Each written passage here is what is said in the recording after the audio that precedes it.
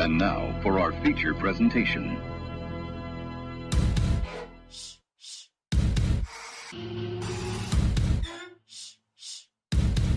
You're listening to the JB and Goldwater Show. Live, loud, and online.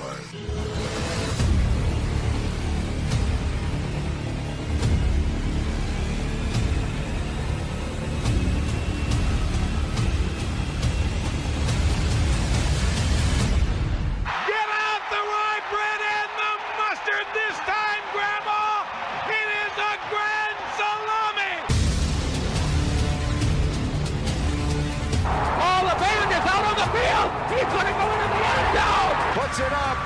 Yes! There goes Davis. Oh, my God. Davis is going to run it all the way back. Auburn's going to win the football game. American Soul is finally the one.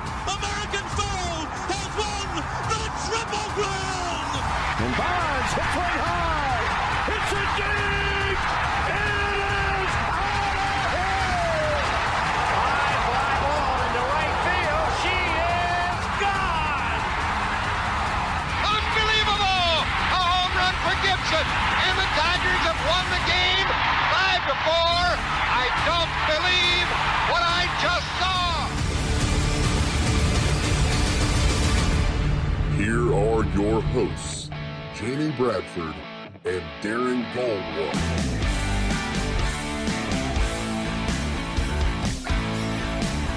All right, greetings and a good Tuesday afternoon, and welcome aboard the JB and Goldwater Show, live, loud, and online, and driven by our friends and yours at Stokes Volkswagen. Find them at stokesvw.com. You can find the JB and Goldwater Show at jbandgoldwatershow.com. You can watch every day for free.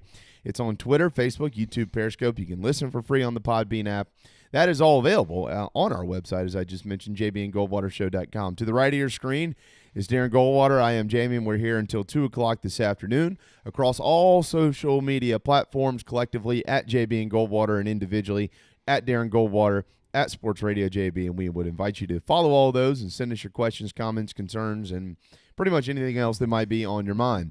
843-321-8893 is our phone number, 843-321-8893, our phone number. That's also our text line, and we certainly appreciate those when we get them around here, and we'll get your stuff in. If you ever forget the number, just look at the bottom of the screen. It scrolls throughout the program. But, Darren, really packed show today. Obviously, the World Series is set to get kick-started tonight. Not probably the matchup that we were hoping or maybe expecting around here, but we're going to get to that. Monday Night Football played last week. There's some breaking news from the NFL we're going to get out here in just a moment. And then it's guest, Chris Blair, who is the voice of the LSU Tigers. He'll join us at 12:30, and we'll get an update on Miles Brennan and also, of course, get the LSU side of things with a big matchup this weekend in Baton Rouge between the Gamecocks and the Tigers. We've got Perry Orth at 1 o'clock today. We've got Gene Sapikoff at 1:30. We have Will Muschamp's press conference coming up in about 25 minutes. We'll update you from there. Dabo Sweeney has met with the media today. We'll get you some updates on that as well. So it's pretty full for the next couple hours, my friend. Yeah, man. So we'll take it up till the middle of the afternoon, get you ready for the World Series, and get you ready for the Carolina game. I mean, look, Chris is awesome. I've known him for a long time, since he was back as the voice of Georgia Southern. He's been on the show once before. So he'll give us a good feel for not just an update on Brennan, but this is an unranked Tigers team that's defending national champs, right? Yeah. They've got issues on defense. We don't know about Brennan, so obviously we'll talk about that, but how are they trying to fix that defense, and what went on in that off week, that unscheduled off week? So there's a lot to try and figure out about LSU. I mean, maybe that unscheduled bye was as beneficial for them as it could possibly have been, because they certainly needed it. Yeah, I mean, it's almost, I'll be honest, it almost is a little nerve-wracking to me, the fact that LSU is actually unranked coming into this game, because I think that has maybe refocused some in Baton Rouge, with the season not beginning the way they wanted it to. And, it unfortunately, it is what it is. Everybody, until South Carolina can get back to where they were, 7 or 8 years ago, maybe, everybody's going to look at South Carolina as an opportunity. And when you see that on the schedule, you look at that ball game and say, okay, well, that's a very winnable game, and it will calm your nerves a little bit, and you feel like you can kind of get back into the flow and go out there and straighten some things out. It's obviously Carolina's job to make sure that doesn't happen this weekend. It's Carolina's job to secure their first 3-game winning streak in quite some time, and in particular in the SEC. Yep. Which they can do. I mean, LSU's had real problems this year, but it is a night game in Baton Rouge, and like you said, they've had an off week. It's kind of an extra week, at least for the coaching staff, to prepare themselves in return to prepare the football team. And they have another week of film. Yep. For South Carolina, and Carolina does not have another week of film for them. So there is a lot to talk about from that side. We're going to get some really good perspective on it today from both Chris and Perry. Real quick here, breaking news from the NFL. The Dolphins are naming Tua Tagovailoa their starting quarterback. That is what Adam Schefter is reporting. Ryan Fitzpatrick, who will now become the backup to Tua, who made his debut this past Sunday in that win against the New York Jets. He threw 2 passes, completed both for a total of 9 yards. But the Dolphins are on a bye this week, so it will give him a couple of weeks to prepare as the starter, and they'll return on November the 1st to face the Los Angeles Rams. That will be Week 8 in the NFL. So Tua Tagovailoa, just over 2 minutes of PT thus far. He's going to get a bunch coming up here in a couple weekends. I'm sort of surprised now. I get it. If you're going to make a change, you like to do it after a bye week. But after this bye week is a ferocious defense that's going to be coming after Tua. So it's not going to be an easy opener for him. And Fitzpatrick's been playing well. Mm-hmm. So I'm kind of surprised it happened now. I thought maybe he would get a little bit more time kind of coming into games before they made this move. But, man, am I interested, because I am very much on the record that I don't know about his injury history. I don't know how sustainable Tua is going to be in the NFL, and I'm interested to watch this whole thing play out. This is the most anticipated start from a rookie quarterback since? Maybe Andrew Luck. Wow. Maybe that far. Huh, okay. I mean, there's been a lot of guys who have come in recently and had success right off the rip. That's been a trend that we're seeing. I mean, what about Pat Mahomes? Was there so much anticipation though? I feel like Mahomes was a little bit Deshaun? A little bit under maybe Deshaun, but he's big. This is bigger than that. Okay. This is bigger than that, because Tua has been what Trevor Lawrence is now. That's what Tua was for a couple of years. So now that he's about to make his debut, there's going to be a ton of eyeballs in Miami. Okay. I mean, I'm thinking, I really am thinking back to that Andrew Luck RG3 thing. I mean, oh yeah, RG3, good one. That's a good one. Yeah, I mean, I just kind of came up with that. It's not like we prepped for that question. I just kind of came up with that in my head, but it's certainly something to think about. There's been a laundry list of rookie starters in the NFL, right? In particular, more recently, you used to not see rookies jump in and start their first year, right? But that's long gone by the wayside. And I mean, certainly more anticipated than Joe Burrow. Because Burrow was just essentially a one-hit wonder for that 1 year. Yeah. So I mean, the buildup for this is bigger than that, definitely. Yeah, I mean, I think that when he came into that national championship game a couple of years ago, I think that's when people immediately started talking about Tua Tagovailoa, potential or future first overall pick. This kid's got it, based on just what we had heard and things like that. And then obviously he was under a microscope the rest of his career. And now he's starting for the Dolphins. It's a breath of fresh air for Miami. There's no doubt. Yeah, certainly bigger than. It's a good time to be a sports fan in the state of Florida. Oh my God, yeah, they're getting spoiled down there. They are. I'm still trying to think. I'm still backing the Andrew Luck RG3, both of them at the same time. Okay. All right. Yeah. Good stuff. All right. Speaking of baseball, or speaking of sports in Florida, baseball tonight, the World Series Game 1 from Globe Life Field in Arlington, Texas. Dodgers haven't had to leave, been able to stay put, and they've got Tampa tonight. 8:11 is the first pitch on Fox. Tyler Glasnow will go for the Rays. Clayton Kershaw will be on the bump for the Dodgers. And the only two teams in baseball this year with 40-plus wins are set to start the 2020 World Series, which got here in a flash because of how late the season started. But that is the Game 1 matchup. Blake Snell has been decided tomorrow night for Tampa. The Dodgers have not announced the starter for tomorrow. And then on Friday, Walker Buehler has already been announced for L.A., but Tampa has actually not announced a starter, and there are no starters announced for Saturday. So we really don't know much about this. Is rare.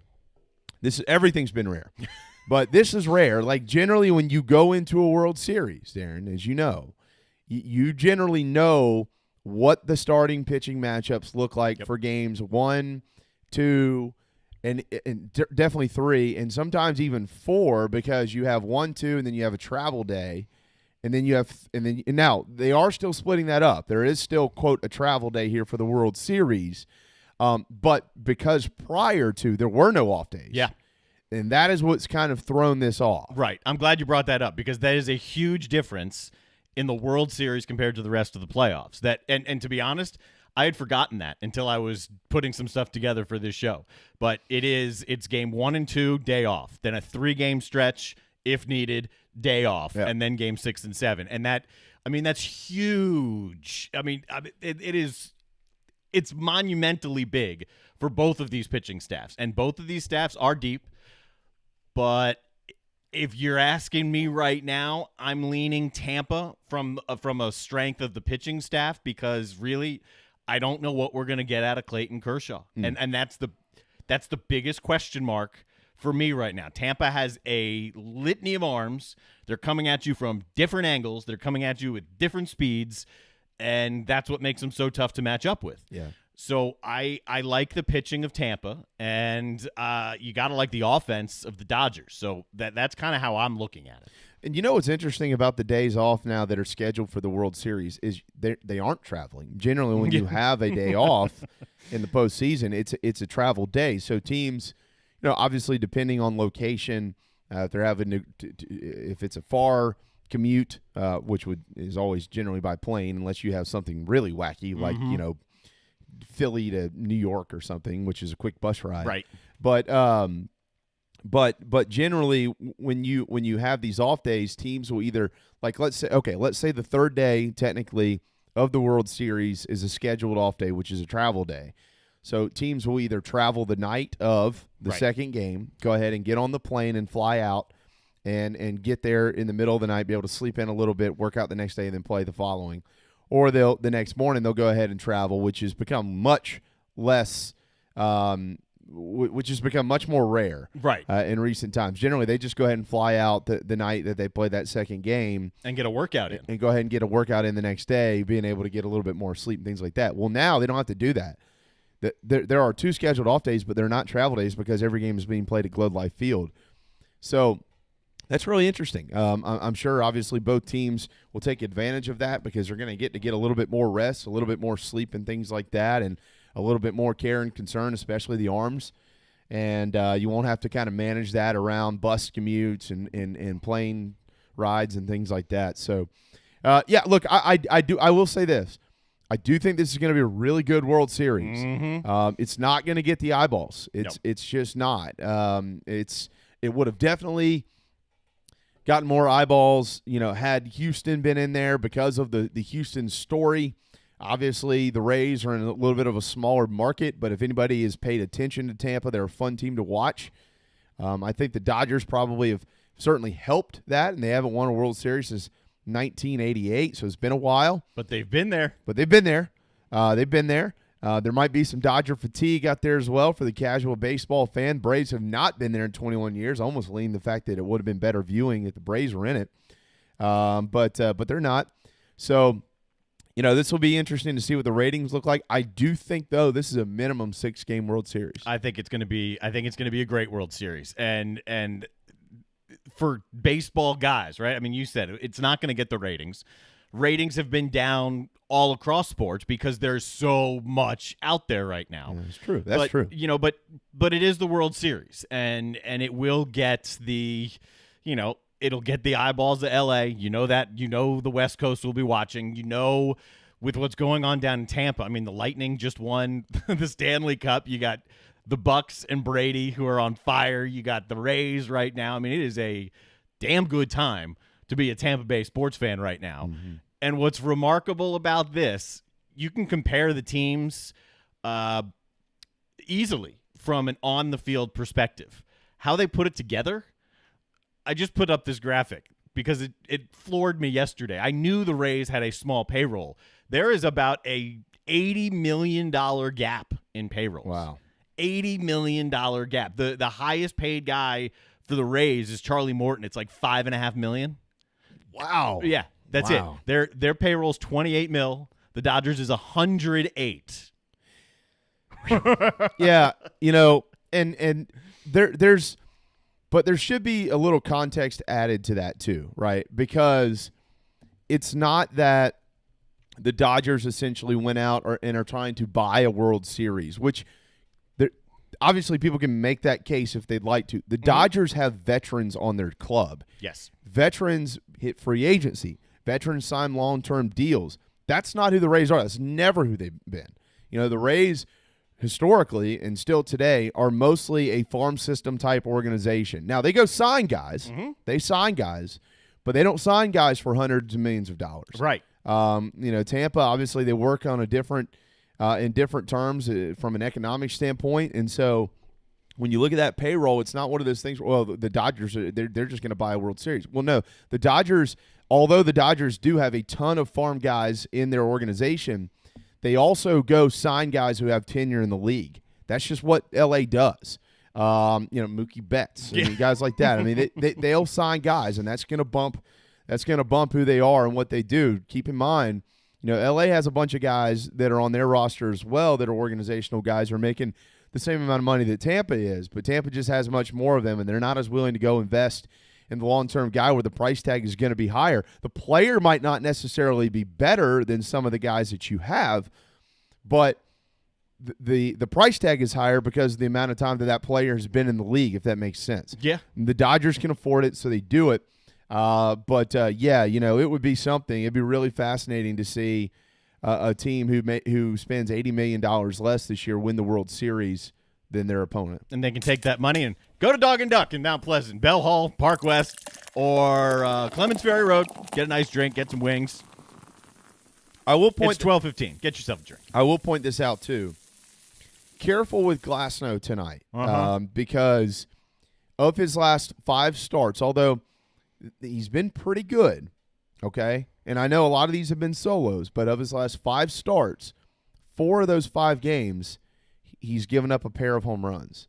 We all know that the Dodgers are hot right now, and we all know that the Dodgers can hit the long ball about as well as anybody in the league. So careful tonight, Glasnow, because they could look up and be down early. I'm going to go with the Dodgers in Game 1 today. I think Kershaw does enough. I think L.A. wins this when he gets out to a 1-game lead. Wow. So it's hard for me to pick Kershaw in a postseason game. Yeah. I mean, I understand that. Yeah, the numbers just say for whatever reason, and no one's been able to put a finger on it because. But he didn't throw bad the other day, though. No, he wasn't. He wasn't bad, but he wasn't dominant Clayton. Yeah. I mean, I'm more going on this one because I think the Dodgers offense. I mean, do you think Clayton Kershaw is going to give up over 5 runs tonight? Nope. But I don't either. I like 4 as that number. But see, I think the Dodgers will score 5 or more. I mean, I think they're going to put up some numbers tonight. Not big numbers, but 5, 6, 7 runs. Mm-hmm. And that'll be, in my opinion, that'll be plenty to win the game. All right. I threw up another graphic here because we've talked about this, how the game has changed. It wasn't long ago where, you're throwing 93, 95, and you've got some heat. Yeah, that's like middle school heat now. Yeah. Look at these numbers. Most 100-mile-an-hour plus pitches thrown in the postseason. You've got 4 guys here that have totaled up over 50 100-mile-an-hour pitches. It's incredible. I mean, the game is so different from what it used to be now. I mean, that's the norm. Yeah. The other norm, though, is that hitters have learned to adjust. Yep. And what you've seen in baseball, and I've talked to a bunch of guys, I've talked to Smoke about this, and I've talked to a bunch of guys about this. What you've seen in baseball, Darren, is more, not always, and this isn't everybody, but you've seen more guys who are so developed and they can throw that thing by you. And sometimes location doesn't matter when you're out there pitching, when you're pitching, like, and I'm not saying that in the term of, well, I know when you're pitching, Jamie. No. When you're pitching that day, Greg Maddux. when you're on, yeah, okay, you're when you're locating your off speed and things right. like that, you can be a little loose with the fastball. And when that 95, 97, 100, whatever it is comes in, and you've got what historically is a great count, 2-0, 3-1 to hit, but there is fear of a good off speed pitch. You can miss down the middle with 99 or 100, and you're going to be okay. Mm-hmm. But it's when that off speed isn't there and you still haven't learned to locate your fastball and you start missing, that will get hit at this level, obviously. We've seen it. 100 flies out of the ballpark and the pitcher's supplying the power. And so you can throw hard, but you need to be able to locate with your off-speed stuff. And when you can't do that, that's what's going to get these guys in trouble. Yeah, I mean, look, if you look to last year's World Series MVP, Strasburg, it wasn't until he learned how to pitch that he became the dominant guy that signed some absurd extension after the year. It wasn't until he actually started taking a little bit off that fastball and at times bumping it up and at times throwing it at different speeds. And then when his changeup became as dominant as it did, that's when his, mid 90s, upper 90s became more effective, when he learned how to pitch. Yeah, it's not about throwing strikes. It's about locating strikes. Right. That's what it is. I mean, everybody says throw strikes. No. It's not about throwing strikes. Don't just put it there. It's about locating strikes. Now, the majority of these guys can do it. But I'm going to go with the Dodgers. I think the Dodgers get off to a one-game lead tonight. And then Game 2, of course, coming up tomorrow night. And all of this is from Arlington. 8:11, first pitch tonight on Fox. Coming up here in about 10 minutes is Chris Blair. He's the voice of the LSU Tigers. He'll give us their side of things as Carolina and LSU are set to tangle in Baton Rouge this weekend. And we'll quickly look ahead to some of what this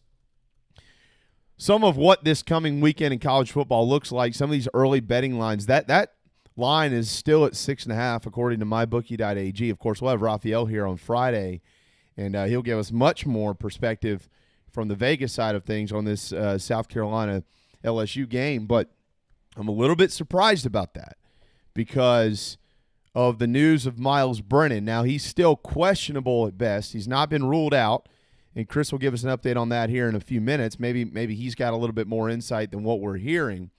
But with that news, and as bad as – I mean, LSU has proven this year that they have to score points because they're giving up a lot of points. Now, as bad as that defense has been, I don't know that there's a ton of faith that South Carolina will just mosey on into Death Valley and hang 40-plus on them, but we'll see. But with Miles Brennan being out of the game, if he's out of the game, they're going to have to start a true freshman. Obviously, that's going to have an impact, and I would think that would have an impact on that 6.5. The over-under in that game, by the way, is 57. Interesting. If you're a confident Gamecock fan, the money line there is plus 200. So that's an intriguing thing right there, right now. Right. I mean, I think that number's probably going to go down as the spread gets a little bit smaller, assuming it does. So it's something that if you are confident right now, you may want to jump on it. Yeah, you take it now. Yeah, no question.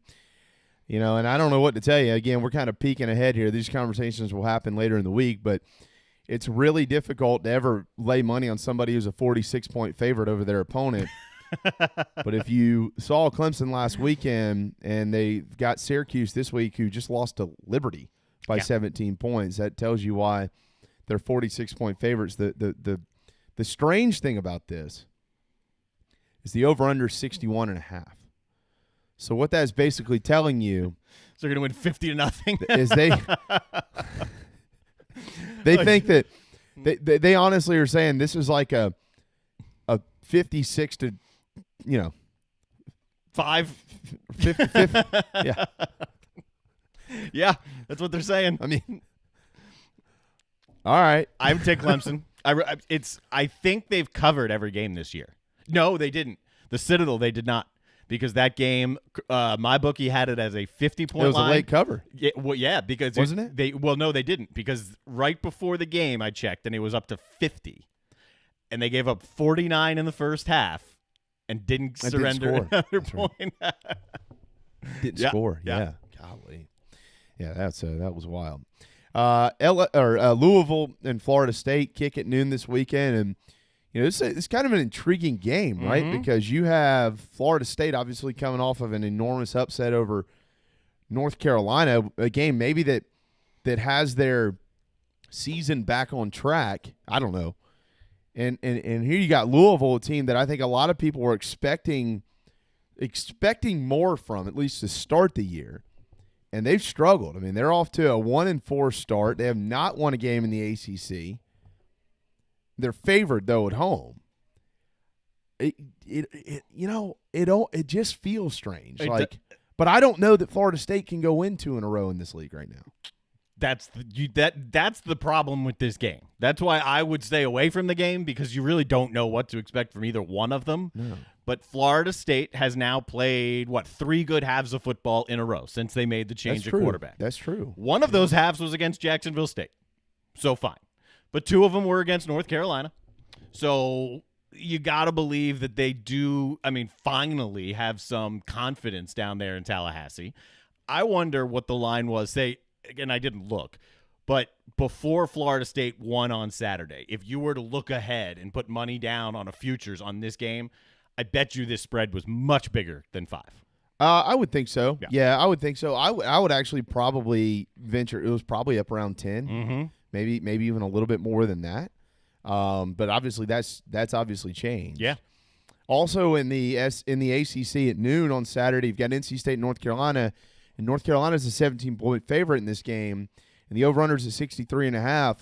And there's just a quick nugget I want to throw in here, and that's the reason we mentioned it.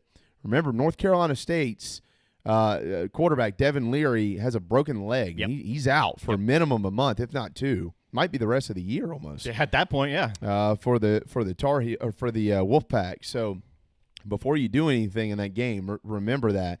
Into the Big Ten. The Big Ten starts this weekend. You got Ohio State, 27-point favorites over Nebraska. And I would like to think, that's probably true. But if the Big Ten opens up like every other league opened up, something strange is going to happen. I do not think Ohio State's going to lose that game. That's not what I'm saying.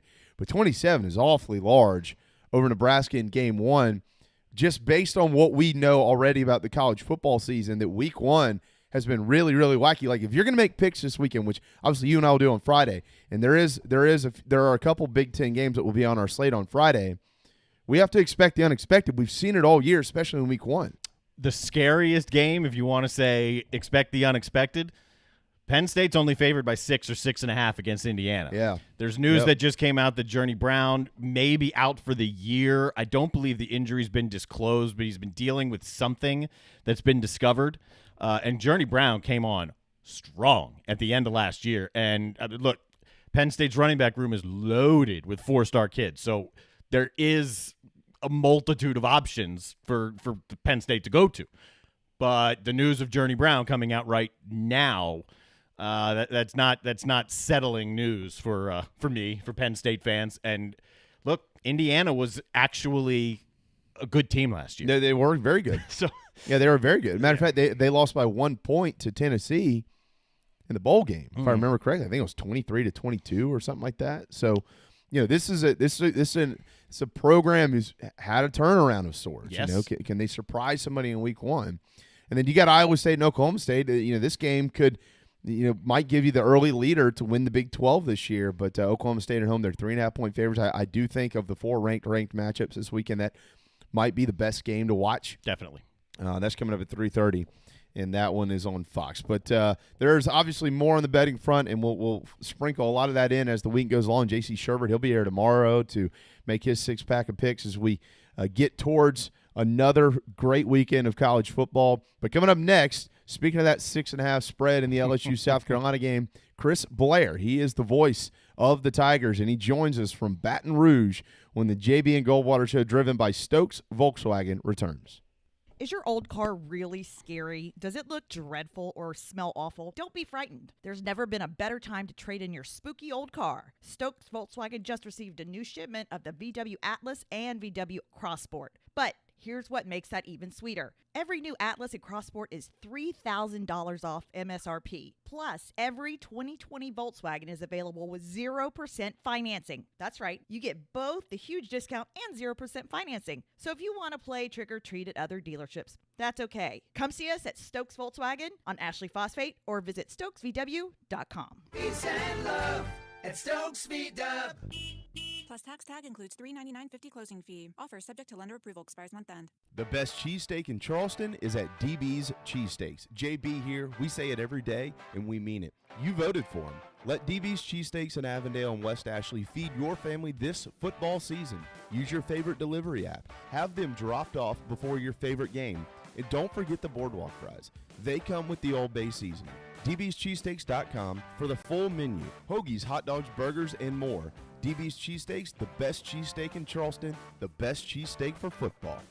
Hey guys, it's Darren, just here to tell you about our good friends over at Dog and Duck. They've got 3 locations, one in Bell Hall, one in Park West, and one, the new one, out on Clements Ferry. I can tell you from personal experience, it's the only restaurant in town that I've been to since this whole place has reopened. Everything is socially distant, very comfortable, and to top it all off, great selection of rotating craft beers, food specials every day, family meals. If you don't want to go in, you can order it and have some curbside pickup as well. Dog and Duck, 3 locations, proud partners of the JB and Goldwater Show.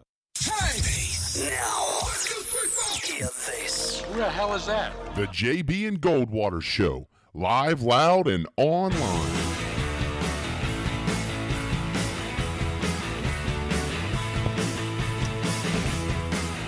All right, 12:31 here on a Tuesday afternoon from the low country of South Carolina. Welcome back to the JB and Goldwater Show, driven by Stokes Volkswagen. Coming up at 1 o'clock, Perry Orth, former quarterback at South Carolina, Gene Sapikoff with the Post and Courier at 1:30.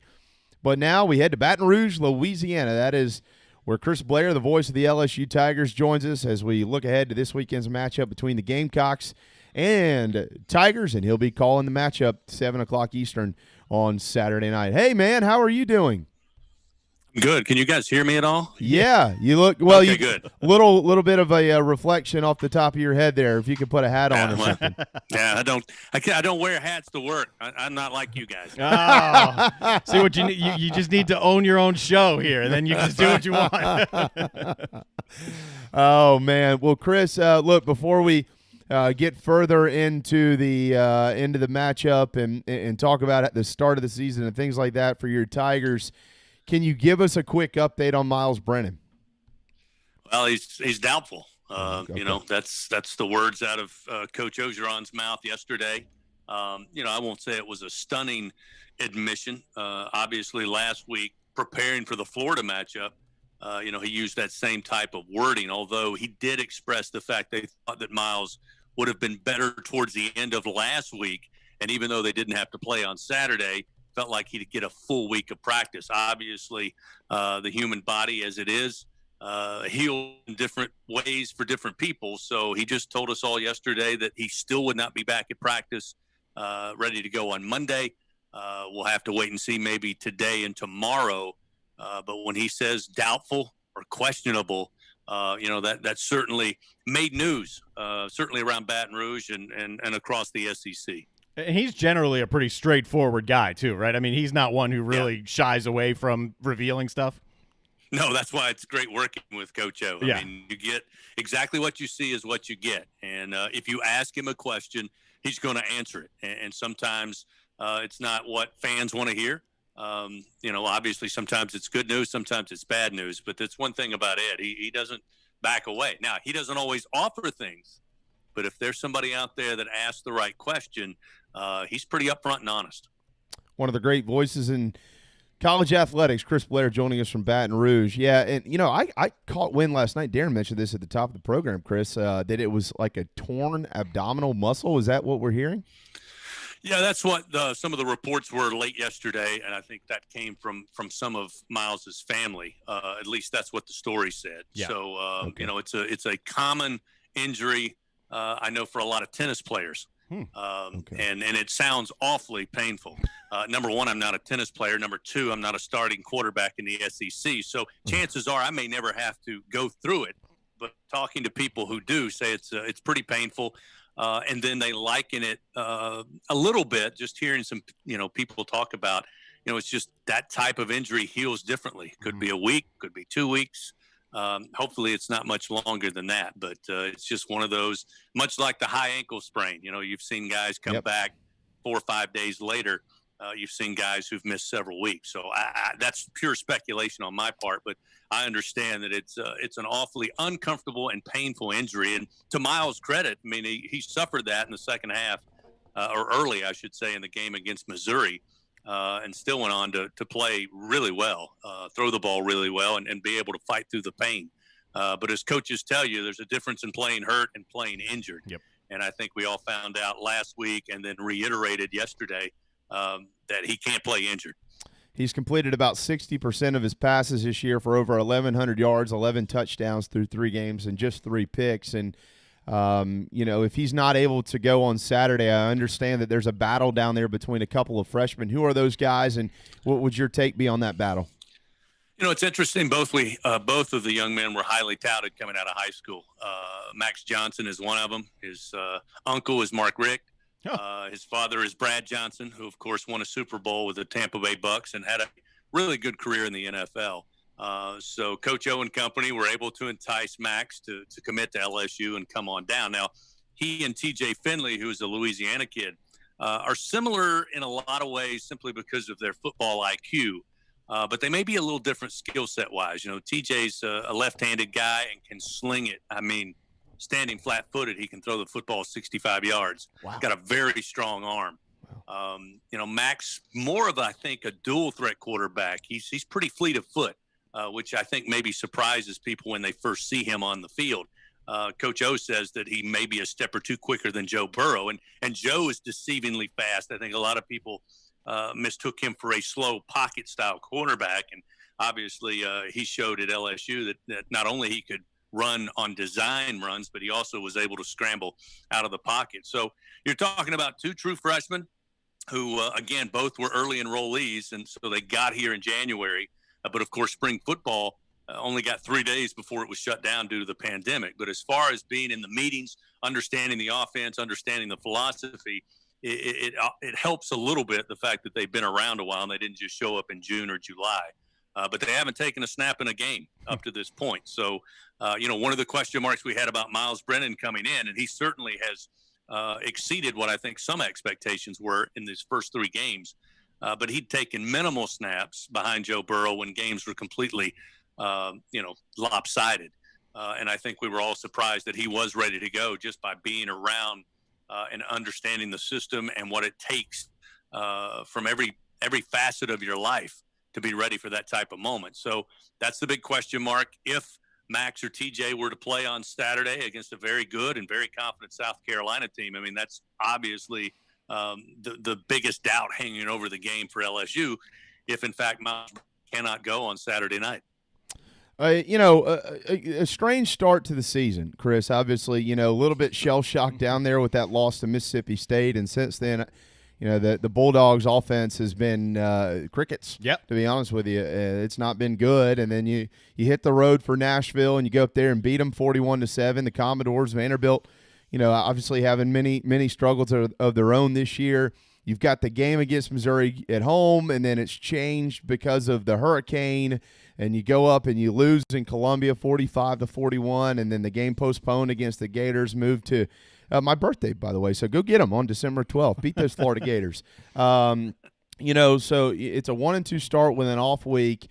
What has the temperature been in Baton Rouge? Obviously this fan base coming off of a national championship. I know the football team, Coach Orgeron, and the players and the staff expect more out of that football program. But, has this off week maybe been a rejuvenation of sorts to try to get things back on track with a winnable game coming up against the Gamecocks?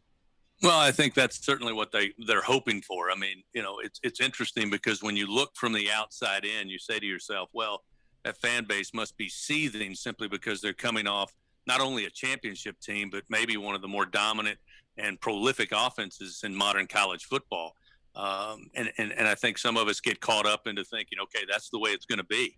Now, that's an awfully high bar set for any team. Yeah. But I think what's more frustrating and more realistic is the fact of how LSU has lost these games. I mean, you made mention of it. The opening game of the season, LSU defensively, which, by the way, changed from a 3-4 under Dave Aranda to a 4-3 under Bo Pelini, who returns to Baton Rouge.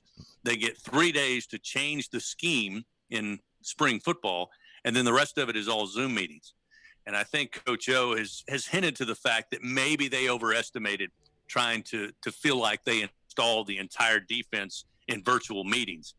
But against Mississippi State, they were going to rush 4 or 5, and they were going to put cornerbacks and safeties on islands one-on-one with Mississippi State and their receivers. Now, give KJ Costello, I don't know what's happened since then, but he did throw some really good throws he did. Against LSU, and one-on-one, their guys made plays. You got to tip your cap. I think it was frustrating, the fact that there was no adjustment in that game. And I said immediately following that loss that the rest of the SEC are going to take that game film and say, this is what you don't do against Mike Leach and the air raid offense. And since then, they've struggled to find a touchdown. Who knew? I mean, I got a lot of respect for Kentucky and Mark Stoops, but I mean, they hold them to, a safety, 2 points. That was hard to, I think, swallow for a lot of LSU fans. Now, the Vandy game, he got off to a slow start. They had a little success running the ball early. There were adjustments made in the second quarter, and certainly even more so in the second half against the cutback runs that Vandy had success with. And then they were pretty much non-existent in the second half, and you go to a 41-7 victory. The game against Missouri, again, you could almost see that the lack of spring football certainly hurt the defense more so than the offense. And I've talked to a lot of former players at LSU that went on to play in the pros, talked to some former coaches, and they all told me that year in, year out for every team, if you don't have spring football, the defense is going to suffer the most. There's that lack of physicality, the lack of tackling. Of course, then when preseason camp came along, it was different than what you typically see just based on the COVID protocols and the safety measures. But what we saw against Missouri was a team who wasn't sure of where they were supposed to be, what their assignments were, what the call was defensively. And time again, prior to the snap for Missouri and Connor Bazelak, who also looked like a Heisman candidate after playing LSU, those guys for the Tigers defensively were looking at each other, asking each other. You could tell they just didn't know who had what. And that resulted in plays, watching it on TV, where 20 or 15 yards on your screen, you didn't see an LSU Tiger defender on your TV. That's very unlike LSU defensively. And you can go back years and years and years and years. It's always been a struggle to have a really solid, great quarterback at LSU. That's well known. But defensively, they've always been pretty salty. So you can obviously tell they're not quite in sync. Now, I'll give you the easy answer, and I know you wanted a quick one, and I didn't give that to you. No. But Coach O said, we have complicated the defense and we have to simplify it. And he's told us numerous times now over the last 10 days that he went into Bo Pelini and said, we got to simplify it. And if that means one coverage, one defensive fit, then that's what we're going to roll with. Because the truth is, when you look out there at this LSU defense, there are more than a handful of guys that are going to make a living in the NFL. So talent is not the issue. Much like offensively, talent's not the issue for LSU this year. But I think they bit off more than they could chew, and I think they're going back to the basics now. So not having to play Florida gave them extra days not only to prepare for a Gamecock squad, but more importantly, work on what LSU had to fix, more so on the defensive side than any other phase of the game. Have you sensed during the last, week, 10 days or whatever, that the coaching staff is a little bit more comfortable with the tweaks, with the simplifying of the defense?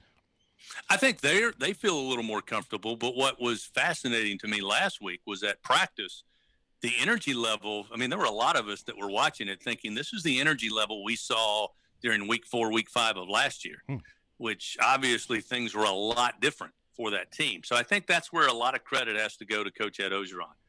Nobody's more upset about the start than he is. He was very high on this team, and he's continued to say there were very good reasons for him to be high on this team. And for them to be coming into this matchup 1-2 on the year with losses to arguably the 2 weakest teams, 2 of the 3 weakest teams on their schedule, it doesn't bode well for him, and it doesn't bode well for this team. But the fact that those guys were flying around, again, looking like they were having fun playing football, and you guys know if you're miserable playing football, that usually leads to bad results on game day. So I think that the coaches are more comfortable with it, and now they understand they have to put these talented guys, these uber talented guys, they've got to put them in a position to be successful. And I think they readily admitted that defensively they didn't do that in certainly 2 of the 3 first games. Chris Blair, voice of LSU football, coming up on Saturday night, Gamecocks Tigers, ESPN as well, from Baton Rouge. This is the first time, this is the first time, for those that don't know, that LSU's played at home in a month. September the 26th, obviously that game against Missouri screwed all that up with the hurricane coming through. By the way, our total thoughts and prayers still with everybody in the great state of Louisiana. Y'all been battered pretty bad this year. But can you discuss that a little bit from the LSU side? And I mean, I know how it feels up here. When you haven't played at home in a long time, you kind of feel like you're pulling a refrigerator off your back almost. It's like, we're home. We get to prepare the way we like to. We get to eat at our restaurants. We get to do the things we want to do. How does that feel finally in Baton Rouge, knowing that this game, there is no hurricane involved? This game's going to be right at home in the comforts of your own ballpark. I think it's going to be huge. And I think, again, Coach O alluded to it yesterday. They were ready to go to Gainesville and play Florida. But it was almost a blessing in disguise that game was moved to the end of the year tentatively on December 12th. So I think the guys kind of feel the same way, which is we're going to be back at home. It seems like forever since we played at Tiger Stadium. And while Saturday night will not have 102,000 fans in it like it would if South Carolina were coming in a normal year, I think just being around those familiar surroundings and the hype that people, not only the players, but coaches and fans get when you say Saturday night in Death Valley. Yeah. When you say that means something totally different than even playing a CBS game at 2:30 with, the national network showing the game. They would much rather play at 6 o'clock or later inside the venue right across the street. And for that reason alone, I think you're going to get a little extra juice out of these guys. And then, add on top of that the fact that it's been a month since they played here. Oh, absolutely. Yeah, when that game got moved to 7 o'clock, I thought quickly, oh, boy. Because it doesn't matter if LSU's defense has struggled. It doesn't matter if Miles Brennan might not be in the game. It doesn't matter if there's only 20,000. LSU at night is different. And you've just said that. You've said that before in our program. And anybody that knows anything about this sport knows, there's a couple places you just don't want to walk into at night, and that is at the very top of the list, obviously. Let me talk to you about this offense for a second here, because I know that the offense has put up a ton of points this year, and it's been the defense that more so than anything has kind of, quote, let them down. But I have a feeling that Coach O and that staff do want to establish the run much more than they have. I mean, they're averaging under 100 yards a game and only about 3 yards a carry. What type of emphasis have they had in trying to get guys like Emory and Davis Price going? O is readily admitted. He's basically said we have to run the ball better, and then there's been times this year, again, with that honest approach he takes, we've got to call for the run a little bit more. So, he's obviously sending signals to Steve Ensminger, the offensive coordinator, and I'm sure that's something they talked about, certainly coming off the Missouri loss, because they felt like they just never really established the run. And to simply say it's because of Missouri's vaunted defensive front would, no offense to Mizzou, it's just that's not true. That's not, yeah. They really were relying on Miles Brennan, Terrace Marshall, and the freshman Eric Gilbert to carry the load. And to their credit, early in that game, they neither one of those receivers could be stopped. Nobody, they didn't have an answer to cover either Terrace or Eric. But then Eric got banged up a little bit, had to leave in the second quarter. Terrace Marshall, we found out later, got banged up a little bit, wasn't 100%. And yet they never really established the run game. And what's more peculiar about that is last year, that was the big question mark. Could Clyde Edwards-Helaire be the guy they needed to carry 15, 20 times and be successful? Well, we all found out he's one of the better backs that have come through LSU of late and absolutely has been showing out at the next level, including yesterday. But they had young talent with John Emery and Ty Davis Price and a veteran in Chris Curry. This year, you come into this year, you got those three guys back. So you assume one is going to take the reins and become the lead back. Yeah. Play as well as as you want to. And in fact, because they haven't done so, when people ask me what does South Carolina have to do, well, they have to pretty much stop the run. If they don't allow LSU to run the ball and they're taking on another quarterback other than Miles Brennan, they're going to force a true freshman to win the game with his arm. Chris, let's talk about Terrace. All right, Terrace Marshall, clearly one of the best wideouts in the SEC. In my opinion, one of the best wideouts in the country. Speaking of the country, I think a lot of the country finally was introduced to J.C. Horn this past weekend, and we've known about him for a long time since he's obviously been here, the son of Joe Horn, obviously former star of the New Orleans Saints. J.C. hasn't had any picks in his career because nobody throws to him. Chris, I mean, the last couple of years, they've stayed away from J.C. They've gone after other corners in South Carolina's secondary and at times been successful, but they found out this weekend Auburn, I thought, was fairly stubborn in trying to force it to Seth Williams. And J.C. Horn came up with 2 picks, forced a third, and then defended 5 passes as well. He's the National Player of the Week on the defensive side of the football. Coach O said yesterday that he acknowledged this is going to be a matchup, and they're probably going to try to move Terrace Marshall around a bunch as well. How excited are you to see this matchup? These are 2 future NFL guys. They're both going to play a long time in the National Football League. But what is this match? What type of matchup is this in the SEC? Is this truly, in your opinion, one of the best wide receiver corner duos that we'll see? Yeah, I think so. I mean, I think that was kind of the story around last week's game, too, with Williams and Horn. I was watching that game last week since we were off, and I kept thinking to myself, there's got to be a lot of Louisianians who are watching this game going, man, because Joe Horn is beloved in New Orleans and, for that matter, across the state of Louisiana. They've got to be pleased that his son's out there balling like he was until they realized that, wait a minute, we got to face this guy next week. And then they probably changed their mind. So, I think it's going to be, because you heard Coach O, if you watched his press conference yesterday, he was asked that very question. How do you get Terrace Marshall involved in the game when you got to believe South Carolina is going to tell him once again, your responsibility is to follow this guy and absolutely make his day a living hell. Mm-hmm. And Coach O started to go through the motions until he finally stopped himself and said, well, that's all I'm going to say about that. And what he said was, look for Terrace to move in a lot of different places. Now, the interesting thing, I think, the chess match, so to speak, will be watching how South Carolina reacts to that. Because last year, Terrace Marshall was most LSU, and he was the slot guy. I mean, you had Jamar Chase and Justin Jefferson. They typically were your wideouts. And so Terrace got tagged as just a slot receiver.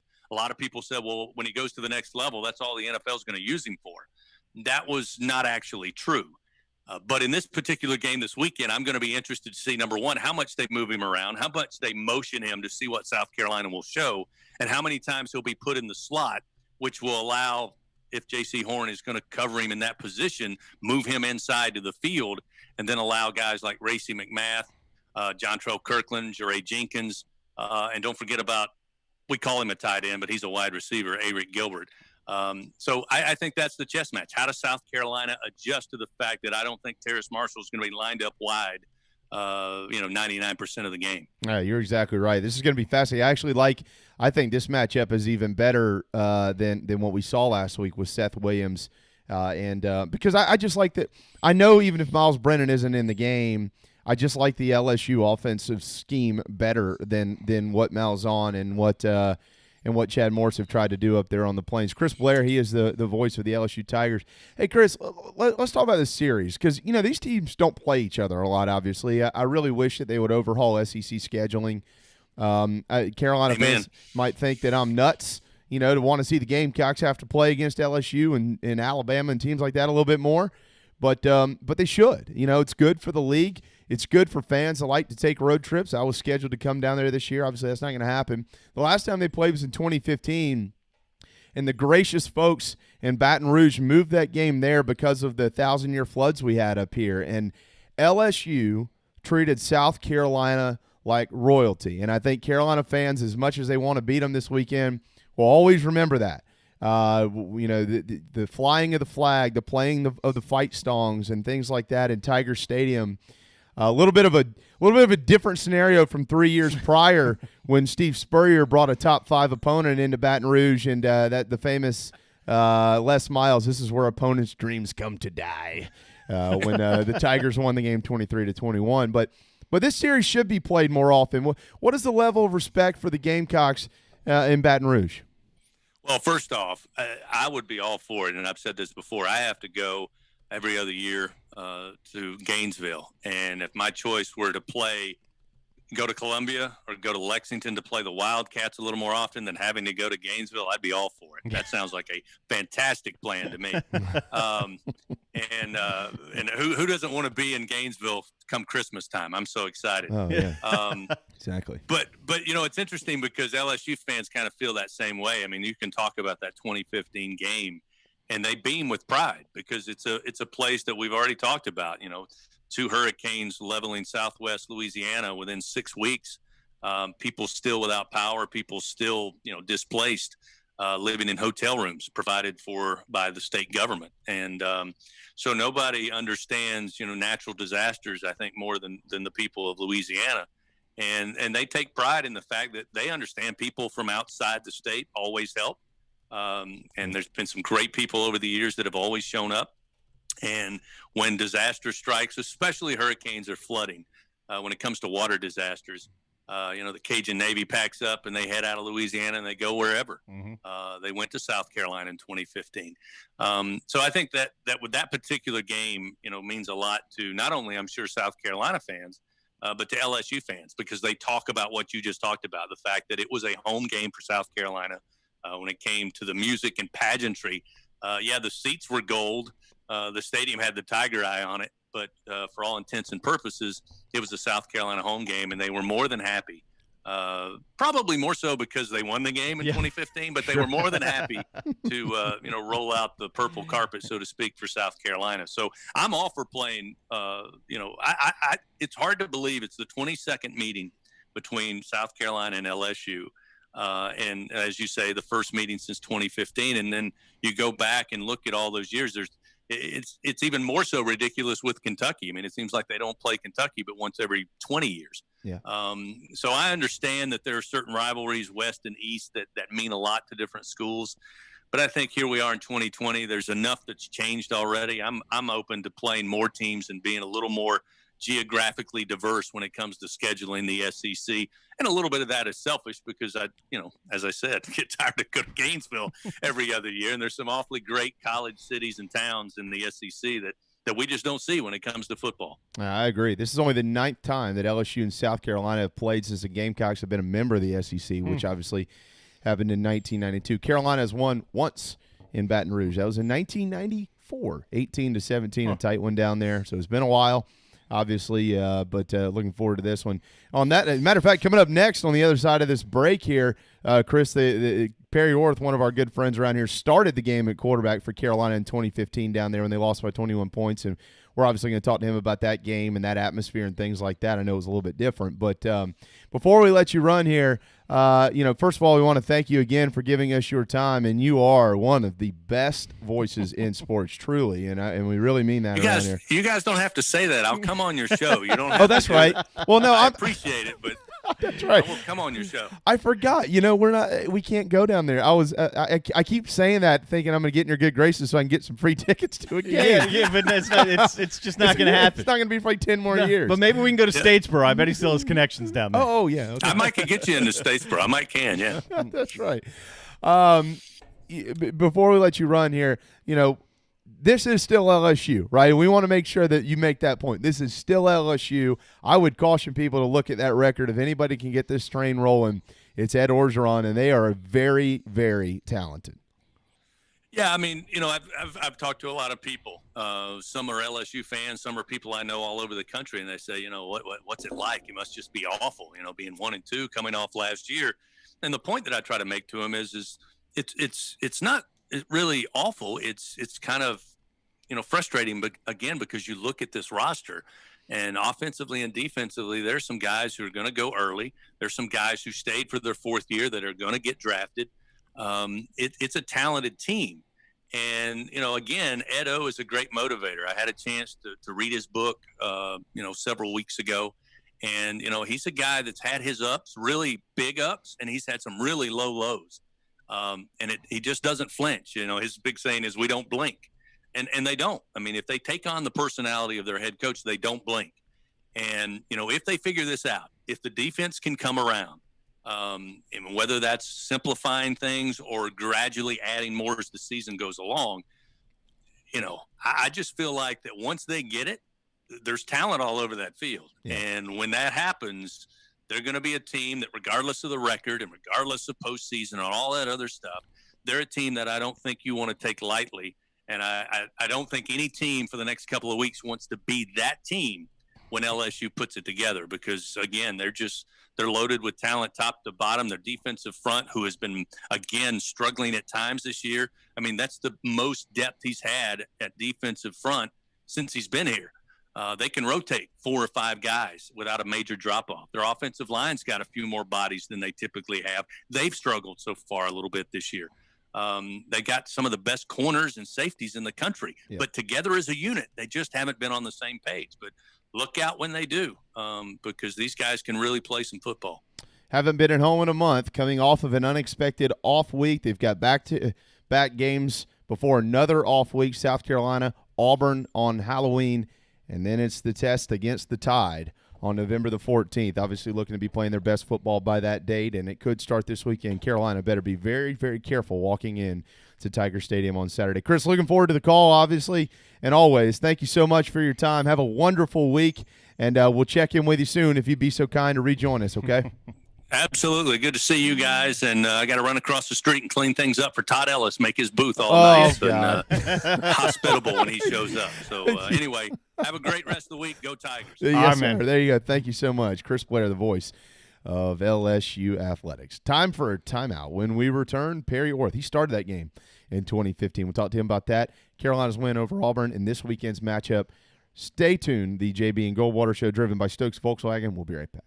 The best cheesesteak in Charleston is at DB's Cheesesteaks. JB here. We say it every day, and we mean it. You voted for him.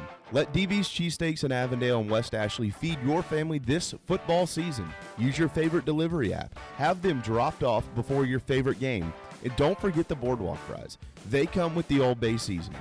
DB'sCheesesteaks.com for the full menu. Hoagies, hot dogs, burgers, and more. DB's Cheesesteaks, the best cheesesteak in Charleston, the best cheesesteak for football. At Patriots Point Naval and Maritime Museum, families walk in the footsteps of our nation's heroes, the brave ones who risked their lives to defend our way of life. Home to the aircraft carrier USS Yorktown, USS Laffey, and the USS Clamagore, there's more than 1 million square feet of exhibit space to roam. White Glove certified, we have several new health safety measures in place to enhance the visitor experience.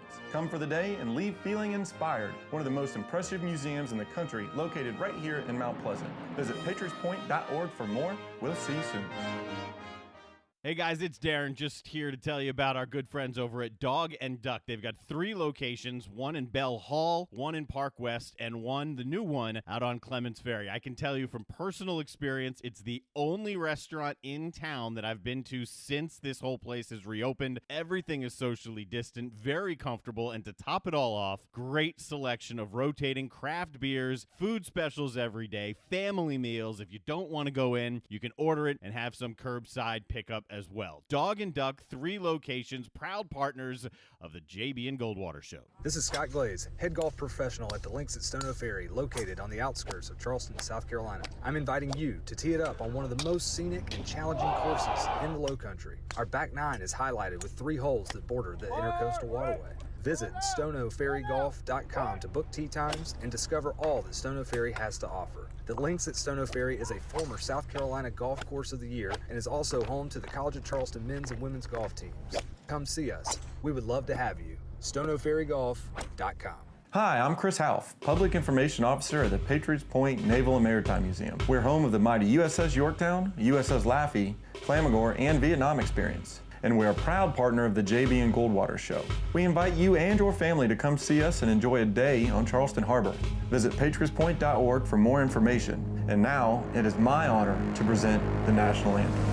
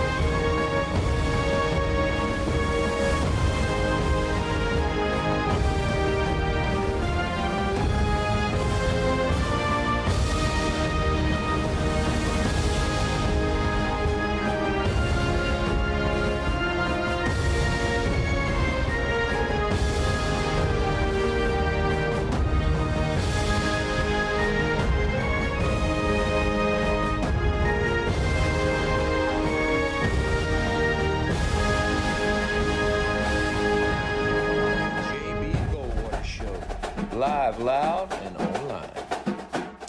105, welcome back to JB and Goldwater Show. Live, loud, and online, as Patrick Davis just said, driven by our friends and yours at Stokes Volkswagen. StokesVW.com. We're at JBandGoldwaterShow.com. That has all of our available platforms. You can watch us for free on Twitter, Facebook, YouTube, Periscope. Listen on the Podbean app. At Darren Goldwater, at Sports Radio JB, and collectively at JB and Goldwater across all social media platforms and on social media at Perry Orth. That's the quarterback, our quarterback, and former quarterback at South Carolina, and he started that game we were just talking about in 2015 down in Baton Rouge against, at the time, the 7th-ranked LSU Tigers, 45-24 the loss. That was a game moved from Columbia down there because of the flooding around here. Thanks to Chris Blair for joining us in that last segment. He is the voice of the Tigers. But now our QB voice steps in on a Tuesday afternoon. Hey, bud. What's going on, man? Hey, look, man. 2 in a row. One more of these things, they call that a winning streak. That's right. No, we played a good game Saturday. I don't know if you guys remember my score prediction or not. 27-17, so it wasn't too far off. Both teams.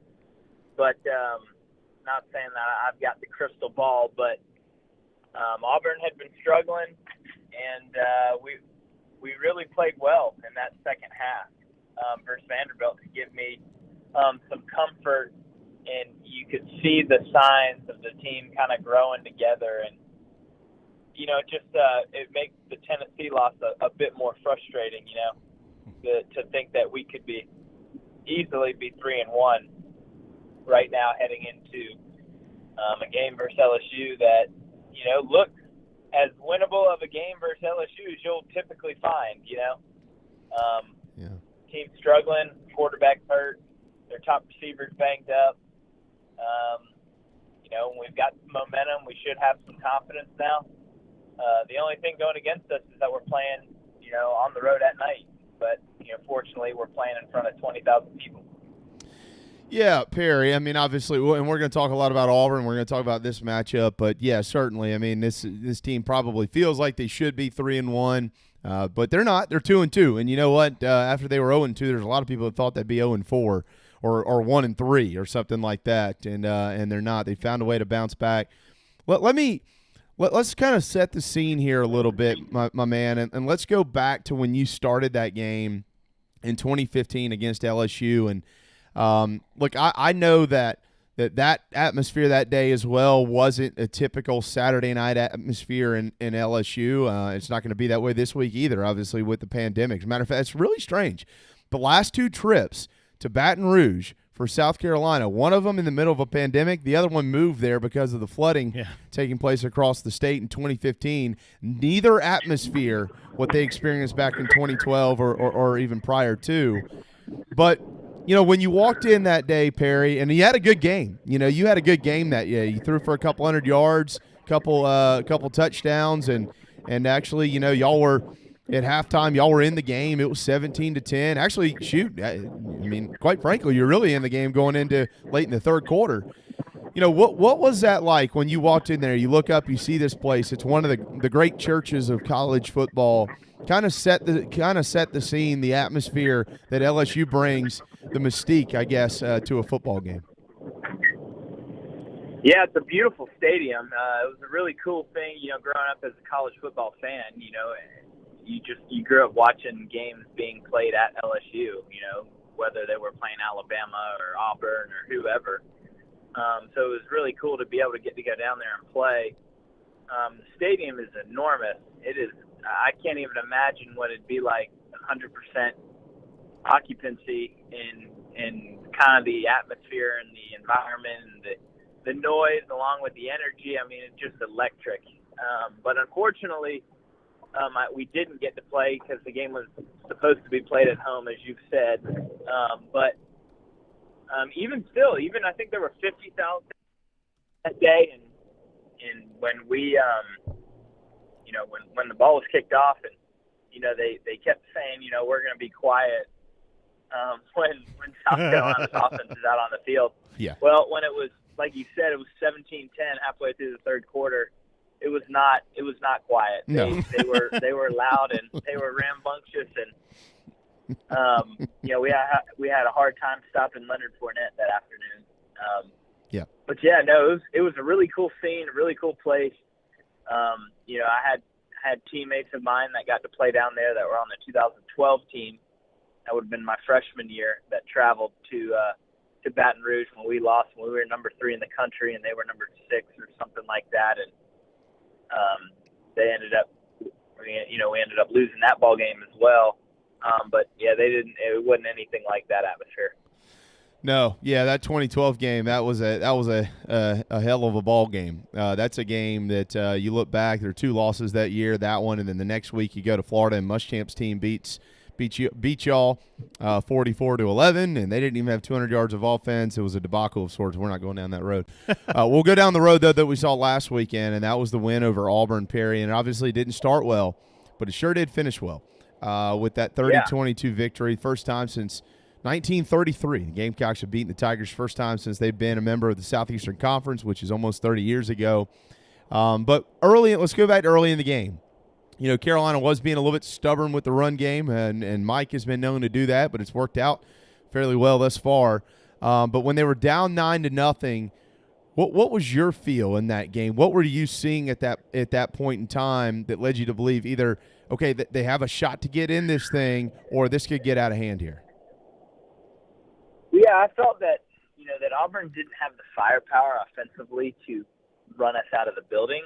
I felt like that if we didn't figure things out quickly on defense, that we were going to struggle just because we're not built to have crazy comebacks. 9 points is nothing, but when you start getting down 2 and 3 scores, that's when you really start to fight the uphill battle.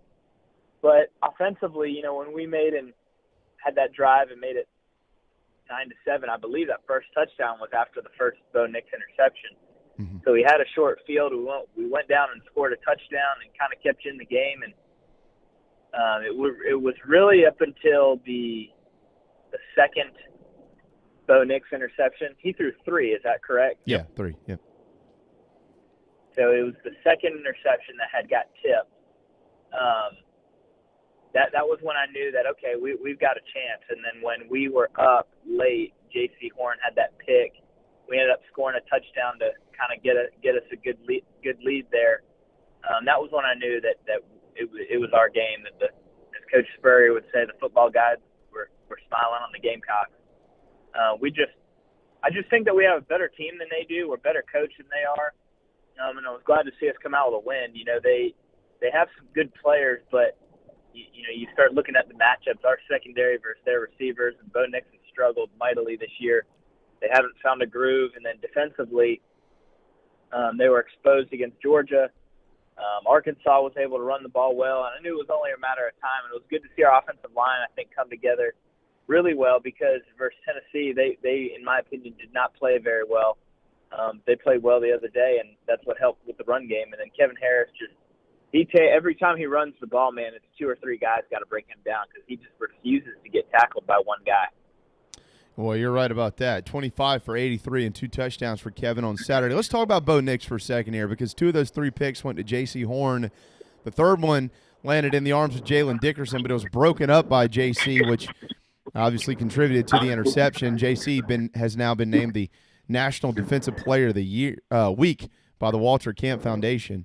I was listening to your friend and former teammate Michael Scarnecchia yesterday on Eric Kimry's Fade In podcast, and they had a really interesting conversation about Auburn's offense, because I guess this is something that Dan Werner had kind of passed along to Scarnecchia, maybe you and others in the past and previously, when Dan had said something about when he was at Alabama in scouting the Auburn offense, they generally have 1 or 2 targets, and that's it. It's not a 3 or 4 man read out there at QB. And Bo Nix, really kind of a gunslinger. Kind of reminds me a little bit of Brett Favre, but he's not as good as Brett Favre. No. but he throws it like Brett. He'll throw it off that back foot. He doesn't follow through and things like that. He does have the strength to do it. Why do you think they continued to kind of bullishly target Seth Williams when J.C. Horn was having the day he did? Was it, we're going to prove something, or Was that just one of the only two reads he had, and he was just trying to force them in there? Well, yeah, I think that you're right. I think Auburn, they try to do a lot of misdirection and run game stuff to have defenses lose eye control. When that happens, then they're able to take those one-on-one matchups down the field. And a lot of times, Auburn's had a lot of good receivers where there are very few corners that can shut down their receivers for the entire game. You know, a few passes here and there, but for the entire game, you typically don't see it. I was surprised to see Auburn throw it as much as they did. I don't know what we were doing as far as our front that made them not want to run it. But yeah, it can be foolish, especially when you're throwing it 47 times, and more times than not, you've only got 2 or 3 guys going out on pass routes. So you're hindering the quarterback's ability to have other options. And so you'd think, as a quarterback, when in doubt, I'm going to throw it to my number one receiver. Well, your number one receiver just happened to be guarded by one of the better defenders in the country Saturday afternoon. So, Auburn's got a lot to focus on, because I tell you what, their schedule doesn't get any easier. They've already played their 2 SEC East teams. Mississippi State doesn't look all that good, but you look at, Ole Miss and Bama and LSU and Texas A&M. I mean, man, they got a gauntlet ahead, so they could be hurting in a hurry. Oh yeah, no doubt. Former quarterback at Carolina, Perry Orth. All right, Perry. What does this win mean specifically to the players in that locker room? You had I'd say a confidence win last week against Vanderbilt, big win on the road. Now you come home, you knock off 15th ranked Auburn. There's more going into that victory. First win in the league against the Tigers, first win in 87 years against the Tigers. You've checked that box. As Coach Spurrier used to say, right, Perry? You used to hear it all the time. Well, we're the first team to do this. We're the first team to do that. A lot of firsts around here. Well, they've got a first on this team. Now you got 2 in a row. What does it, regardless of the fact that you have to make the trip to Baton Rouge, and we're going to talk about that game next, what does this mean specifically for this team as they're in preparation throughout the week? Yeah, I think it does incredible things to your team. Just overall confidence going out there that, we can beat teams that we're typically and historically not good against. More so than even winning the game, the way we played, we did have the 1 turnover, but it was on a tip ball on a really good play by the Auburn defensive back.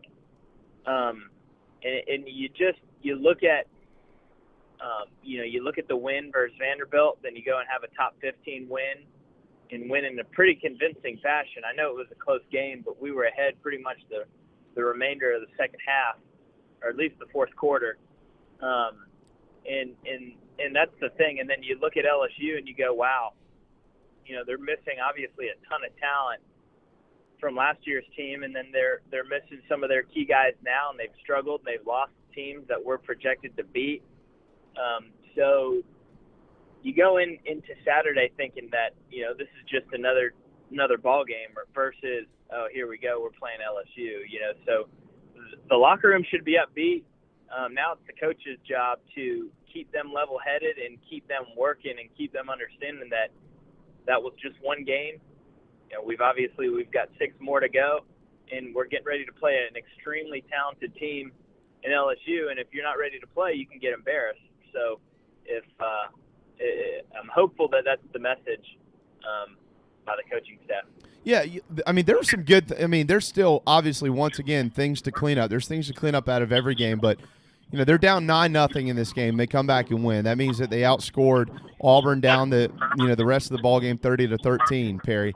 They played complimentary football. They had 3 turnovers. All 3 of those turnovers turned into 21 points in the ball game for South Carolina, obviously, which was the real reason why they won the game. And now you go to LSU, and for what we understand, we were just speaking with Chris Blair's the voice of the Tigers.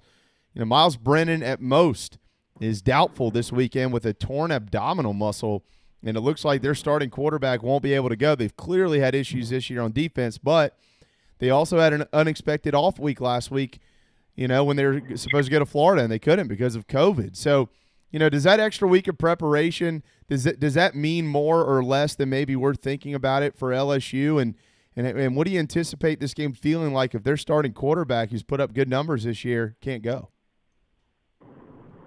Yeah, I mean, with their quarterback out, that helps us a bunch because I think their backup's a freshman. Mm-hmm. And anytime you roll out a freshman quarterback in the SEC, you're going to have, typically you're going to have some issues offensively. But then, yeah, I mean, depends on what they did. If they spent the off week prepping for South Carolina, there's a bit of an advantage there. But the way that we play football, there's not a whole lot that we hide, both defensively and offensively. Defensively, we don't disguise a whole bunch, and offensively, we are who we are. We're lacking some talent at receiver. We like to run the football, and we're going to be efficient through the play action game and through the air. So you want to beat South Carolina, you got to line up and out-physical us on both fronts of the football. If you do that, you'll win. If not, you're going to lose, and that's just the nature of it. And that's kind of who we are as a team. If you find a way to take our run game away, we just don't have the ability right now, or haven't proven so, to beat teams through the air offensively. And then defensively, if we can't stop a nosebleed, on the run game, we're going to be hurting. So looking forward to the next week for LSU. As a former player during a bye week, a lot of times it's just you're really focusing on your own personal game. Your form, your mechanics, your plays, your offense, just the staple things that you do.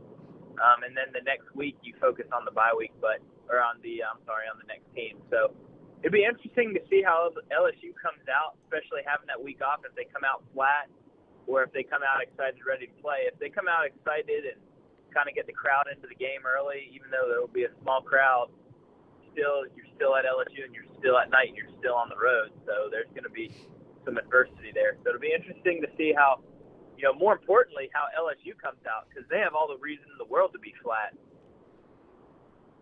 Perry Orth is with us now. He was the last quarterback to start a game for Carolina against LSU. That was 2015. Chris Blair, that Jamie just pointed out, he was on with us here a minute ago. He said that Coach Orgeron wants to simplify the defense, that maybe it's been a little bit too complicated. And look, maybe if there's one or two defenses that are working, they're just going to roll with those two and let the athletes be athletes. If that's the case, how can Carolina's offense combat that if they're regularly seeing a similar defense loaded up with athletes? Well, yeah, I mean, it gives your offense comfortability of, hey, when we line up this way, we're probably going to see this type of a front, which means that, we've got to just simply be better than the guys that we're going against. I mean, I get there's two sides to that. You can simplify things where people are not thinking as much and they're able to fly around. It kind of frees them up to play, to allow them to their full capacity and full ability. So when they do get those one-on-one battles, they're able to win because they're not thinking, they're just reacting and playing and letting their athleticism take over. Or you can run into where the defense, they're doing their certain stuff. Like, for instance, now that I'm coaching, we play a team that's only running one or two coverages the whole game, or one coverage versus one formation. We know what pass plays are going to beat that coverage. So we're just going to call it until they beat it. And if they don't, we're just going to keep doing it. Mm-hmm. So there's two ends to that spectrum for sure. But, with LSU, you'd like to think that their guys are superior athletically, not more superior to ours, but they are extremely gifted folks, and to where you can take some of the thinking out, it's going to allow them to go, go full steam. Perry, as we've watched LSU this year, obviously in all three games that they've played, well, I mean, with the exception of Vanderbilt. I mean, Vanderbilt, they're Vanderbilt. They're not good. But that Mississippi State game and that Missouri game, and we could probably have expected to see even more of this last week in the Florida game, we've watched a lot of balls fly over the heads of LSU secondary members and into the arms of wideouts, and they're off to the races. Explosive plays is what Will Muschamp obviously calls them in Columbia. But you're playing in Baton Rouge on Saturday night, and we know that this defense has not been good. They've given up 380 yards a game through the air, but they've also given up about 115 yards a game on the ground. And we all know that Mike Bobo really wants to establish the run game.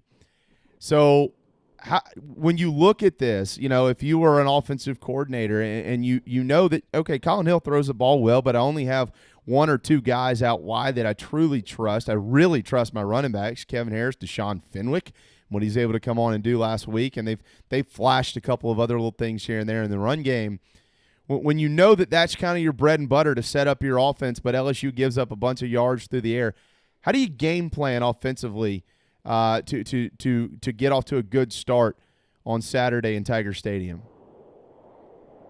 Yeah, I don't think you change anything. I think that LSU is going to give you the ability to throw the ball over their head, but if we stick to what we've shown to do well, which is run the football, line up with an I formation, or have the fullback in the formation and get that downhill running game going, then it's going to open up the pass, because you either get safeties coming down, or then now they're going to show one-on-one coverage on the outside, and then sooner or later somebody else besides Shi Smith is going to have to step up to be that true number 2 guy, because what they'll end up doing is they'll end up bracketing Shi, having someone take anything underneath, and then someone to kind of blanket him over the top. And if somebody else doesn't emerge, it's going to, no matter how well you run the football, they're going to be able to put 8-9 in the box and basically dare you to throw it to somebody else. So someone else has got to get open. But,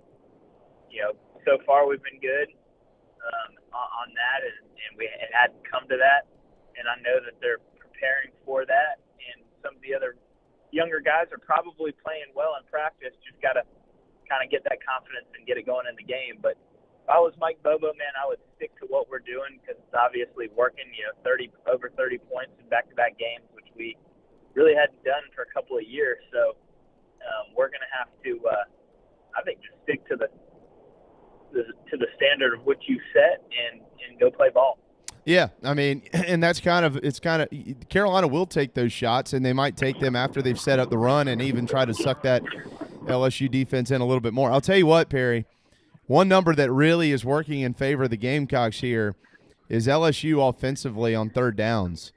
9 of 39. Oof. Only 23% on the year. Gamecocks, one of the best defensive third down teams in the country, but LSU scored a bunch of points, and what that tells you, right? Correct me if I'm wrong. What that tells you is they're scoring a lot on first and second down. Izzy McQuamu back at practice today. How important is he to have back in there with this defense this week? I know JC finally had his big game. We've all been waiting on that. But having Izzy back and having Keir Thomas, a bunch of guys back and healthy and ready to go, the importance of first and second down this week against LSU. Can you talk about that matchup from the defensive side for Carolina? Well, yeah, it's going to give – you get one of your top playmakers back, it's going to make everybody better. I think a reason, and this is no knock on Israel, but, from what I've seen, I think JC's probably a little bit more controlling, more dominating as far as just a pure cover corner. Sure, yeah. So Israel's got more opportunities. He's had more opportunities to kind of showcase himself. But then getting him back, another guy with a ton of experience, another vocal leader on the field, another guy that people can rally around is helping. It's funny that we're getting healthy right at the time that LSU is not healthy. It's going to be interesting. I'm super encouraged just by talking to people. We're being passively optimistic, patiently optimistic. We don't want to come out and go bonkers yet because we hadn't played. But when you start looking at where they're at and where we're at, you'd like to think that defensively and as far as an entire team that Saturday looks good for us. But that will be something that we will have to unfortunately wait and find out. Yeah, no doubt about that. The former quarterback in South Carolina, Perry Orth. Before we let you run here, anything else you'd like to add as we continue to kind of preview this major matchup? Carolina looking to go 3-2, Perry, and head into an off week above 500 with A&M on the horizon. Yeah, I mean that right there, that should be enough motivation for the team to want to, you start looking at if we come away with a win and we're above 500 going into our bye week, and you look at where we were projected versus where we could be with a win on Saturday, and we're right in the mix. We're probably not playing for an SEC title, but nonetheless, we're making improvement, and that's all we really wanted to see out of your program. Is you want to see improvement, one, from year to year, and two, from the beginning of the season to the end. And so we're starting to see that, and I just hope it can continue. Absolutely. No doubt about it. Looking forward to the ball game. Last time they played there, this guy started at quarterback for South Carolina. It's Perry Orth. He's our quarterback. He's yours. QB1athletics.com to train QBs. Perry will hook you up there in the low country. It's Bailey Hart down here kind of manning the ship for QB1 Athletics anywhere in the Midlands. Perry's got you covered. Just head to QB1athletics.com. And also imgsc.com. Maybe you want to be a quarterback. Maybe you need insurance. Maybe you need both. There's two ways to find him. imgsc.com. That's Insurance Management Group, South Carolina. And you can get your business insurance, your personal insurance, whatever type it is. He can handle it for you. Perry Orth. And just find him there. imgsc.com, QB1athletics.com. Perry, thanks, brother. Have a wonderful week, man. Hopefully when we talk next week, Gamecocks are staring at a 3-2 record headed into the off week. Man, that'd be good. I appreciate you having me on. Always. There you go. Our quarterback and yours without the crying, T.O. All right. You want to try a cheesesteak? Try DB's Cheesesteaks. They're in Avondale and West Ashley. DB'sCheesesteaks.com for their entire menu. Don't forget the boardwalk fries. They come with the Old Bay seasoning. Every delivery app available, they're on it, and they'll drop it off at your doorstep. DB'sCheesesteaks.com. All right, when we return, Gene Sapikoff. More on this, plus Clemson and the World Series, and some more football conversation to get to with one of our favorite writers from the Post and Courier. Hang tight. The JB and Goldwater Show. We'll be right back. Is your old car really scary? Does it look dreadful or smell awful? Don't be frightened. There's never been a better time to trade in your spooky old car. Stokes Volkswagen just received a new shipment of the VW Atlas and VW Crossport. But here's what makes that even sweeter. Every new Atlas and Crossport is $3,000 off MSRP. Plus, every 2020 Volkswagen is available with 0% financing. That's right. You get both the huge discount and 0% financing. So if you want to play trick or treat at other dealerships, that's okay. Come see us at Stokes Volkswagen on Ashley Phosphate or visit stokesvw.com. Peace and love at Stokes VW. Plus tax tag includes $399.50 closing fee. Offer subject to lender approval. Expires month end. The best cheesesteak in Charleston is at DB's Cheesesteaks. JB here. We say it every day, and we mean it. You voted for them. Let DB's Cheesesteaks in Avondale and West Ashley feed your family this football season. Use your favorite delivery app. Have them dropped off before your favorite game. And don't forget the boardwalk fries. They come with the Old Bay seasoning. DB'sCheesesteaks.com for the full menu. Hoagies, hot dogs, burgers, and more. DB's Cheesesteaks, the best cheesesteak in Charleston, the best cheesesteak for football. Hey guys, it's Darren, just here to tell you about our good friends over at Dog and Duck. They've got 3 locations, one in Bell Hall, one in Park West, and the new one, out on Clements Ferry. I can tell you from personal experience, it's the only restaurant in town that I've been to since this whole place has reopened. Everything is socially distant, very comfortable, and to top it all off, great selection of rotating craft beers, food specials every day, family meals. If you don't want to go in, you can order it and have some curbside pickup as well. Dog and Duck, 3 locations, proud partners of the JB and Goldwater Show.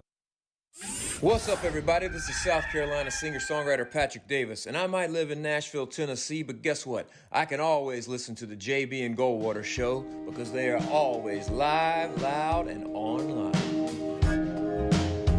Pink, pink, pink, pink, pink. Mr. Patrick Davis bringing us back here. His new single out, Pink Moon, on the Couch Covers album. He debuted it just a couple of weeks ago on our program.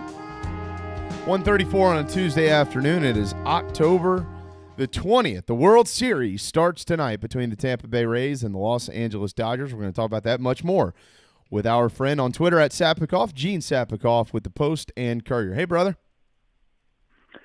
I just want to let you know, guys, that what a day it's already been. I have talked to the head football coaches on Zoom at both Clemson and South Carolina.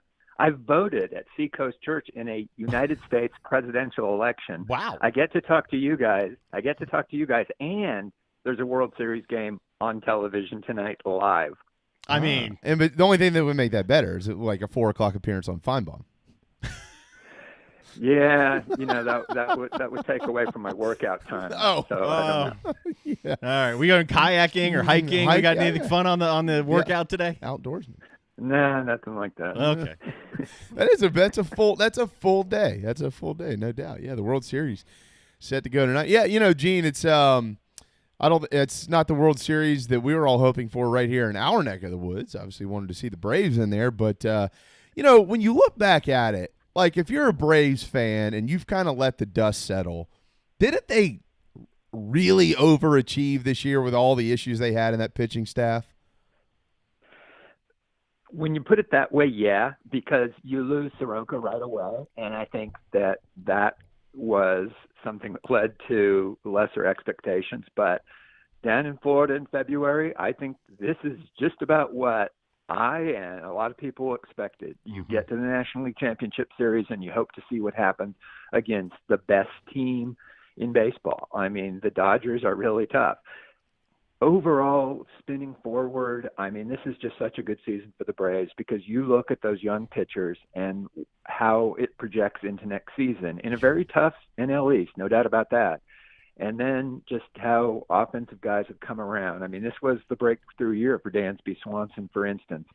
And there's going to be tweaks, obviously, and some guys are going to go, and Ozuna was a one-year deal, et cetera. But I think you got to be really optimistic going into 2021 for the Braves. I mean, it was an exciting year, and what a series against the Dodgers. Oh, I mean, the Braves, look, they quite frankly could be the team projected to win the World Series, the favorites, coming into spring training. I mean, those final three losses consecutively against LA, 7-3, 3-1, 4-3. I don't think it was realistic to think they were just going to hold LA's offense down to 1 or 2 runs a game. And so I personally thought LA's arms really stepped up to the plate there and limited Atlanta. Obviously, they ran themselves out of a win the other night, Gene. But, those saying the Braves blew it, I don't think they did. I think the Dodgers came back and actually won this series. Yeah, I do too. And I mean, the Dodgers running themselves out of that inning was weird. That's not something you usually see on the playground. And Mookie Betts robbing a homer from Freddie Freeman. But the Dodgers had some weird breaks to go against them. I think that if you were buying stock right now in any team for the next few years, it might be the Braves. Now, you don't know how free agent spending is going to go for some of these other clubs. And boy, for people that have been around following the Braves when Ted Turner was, writing checks, it'd be nice to see the Braves go out and get, another really nice bat somewhere. Or back then, Bobby Cox and John Schuerholz could never have enough starting pitching. You think you've got all the starting pitching? You think they're going to go for Barry Bonds? They go for Greg Maddux. So, I mean, that would be really cool, and I think this is the time to do something like that. I hate when people even slightly imply that Atlanta is a small market.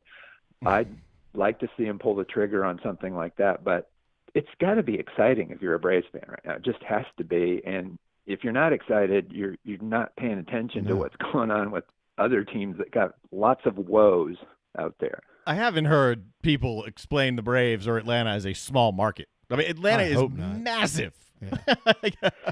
It is, but you hear that about the weirdest places. Even Oakland. I mean, Oakland's not a small market. I mean, it's part of one of the largest metropolitan areas in the country. And I've even heard people, the poor Houston Astros. What is that? The 4th or 5th largest metro area in the country? And it's like if you're not in L.A., Chicago, and New York, you're in a small market, or they try to use those excuses.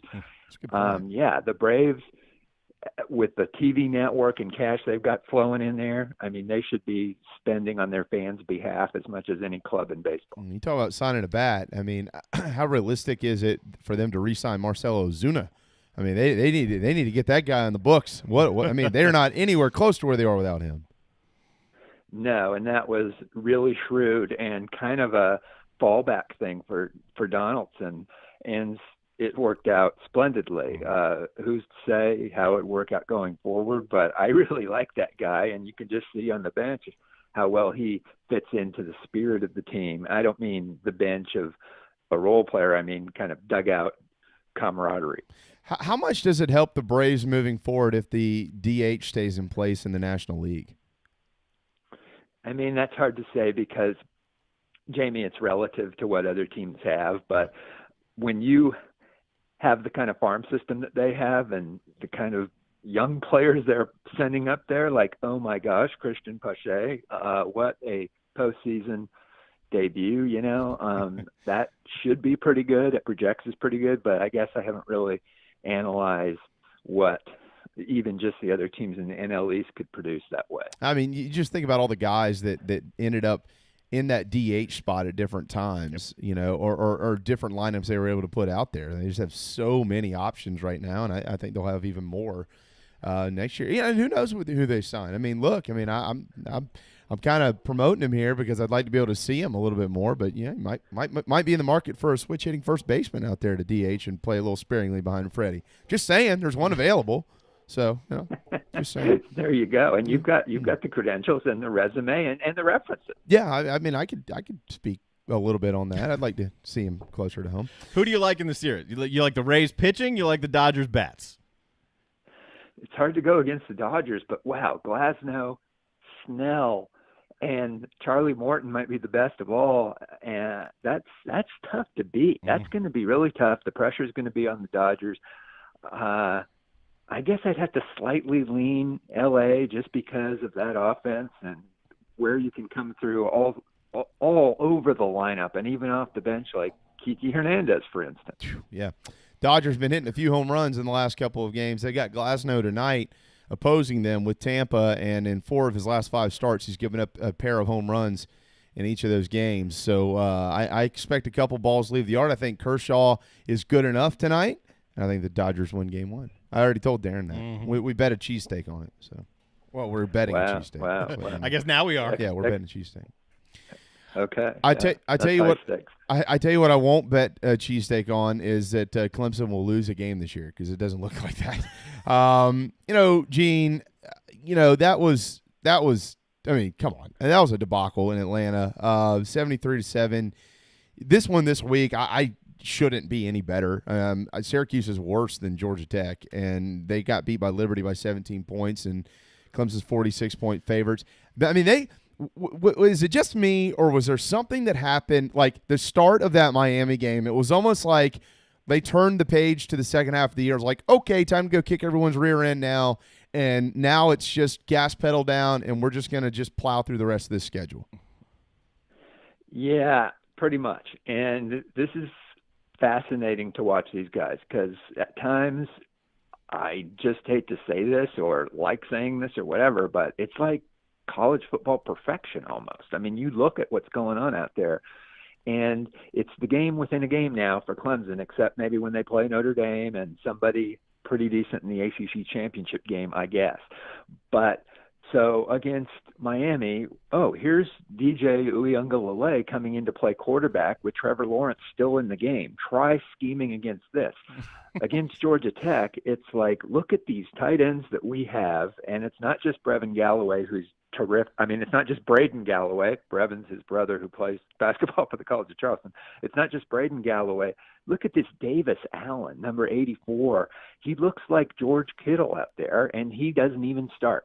And he's running down the seam uncovered because teams just have too many holes in the dam to try to stop when you're playing Clemson. Is this Dabo's best Clemson team?